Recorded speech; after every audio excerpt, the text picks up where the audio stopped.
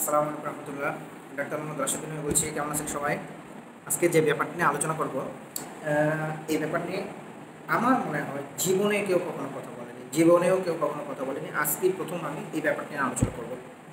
আজকে হচ্ছে সেপ্টেম্বর মাসের 9 তারিখ, 2025 সাল। কী হচ্ছে আজকের দিনের ইম্পর্টেন্সটা কি বাংলাদেশের পার্সপেক্টিভে? আজকের দিনের ইম্পর্টেন্স হচ্ছে আজকে হচ্ছে ডাকসু নির্বাচন, এবং সর্বশেষ ডাকসু নির্বাচন হয়েছিল 2019 সালে, এবং তারপরে এই 2025 সালে ডাকসু নির্বাচন হচ্ছে। তবে ফেয়ার নির্বাচন যদি বলি তাহলে 1990 সালের পরে বা 91 সালের পরে বলতে গেলে প্রথমবারের মতো ফেয়ার নির্বাচন হতে যাচ্ছে।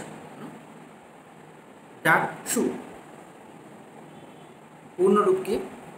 Dhaka university central students union, Bangla Dhaka বিশ্ববিদ্যালয় কেন্দ্রীয় ছাত্র সংসদ। তাহলে ঢাকা বিশ্ববিদ্যালয়ের কেন্দ্রীয় ছাত্র সংসদ এর যে নির্বাচন, সেই নির্বাচনকে আমরা বলি ডাকসু।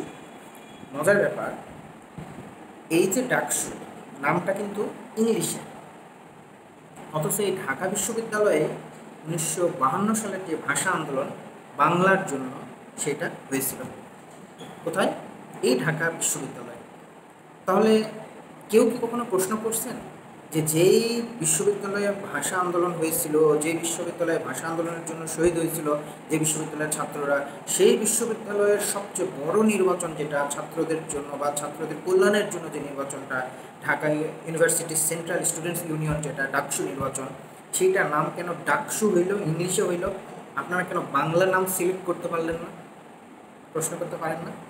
আমি আজকে প্রশ্ন করলাম, এই প্রশ্নটা আপনাদেরকে দিয়ে গেলাম। হ্যাঁ, প্রশ্নটা দিয়ে গেলাম, আবারও বলতেছি প্রশ্নটা কি?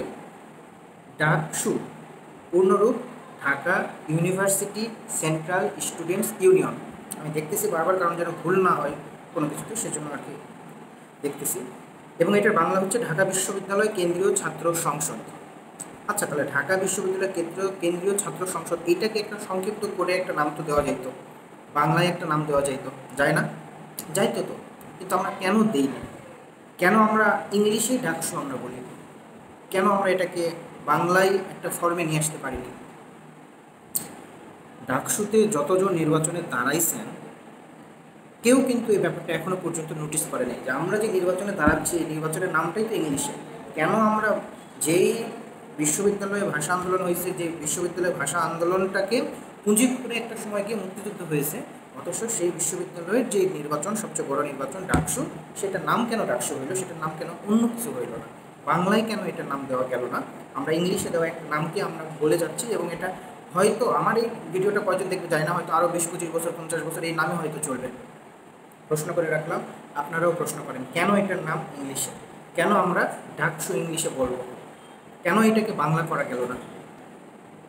যদি সম্ভব হয় এটাকে একটা বাংলা নামকরণ করেন। আমি কোনো নাম এখনো পর্যন্ত প্রস্তাব করতেছি না। কয়েকটা জিনিস আমি লিস্ট করছি, এগুলো নিয়ে আমি পরে আরেকটা ভিডিও বানাবো, সেই জন্য লিস্ট করে রাখছি। মানে নামের প্রস্তাব কী কী, ডাকসু নামটা, ডাকসু নামে কী কী হইতে পারে, এটা নিয়ে আমি একটা আলাদা ভিডিও করব। সেই জন্যে আজকের ভিডিওটা হচ্ছে মূলত প্রশ্ন করা।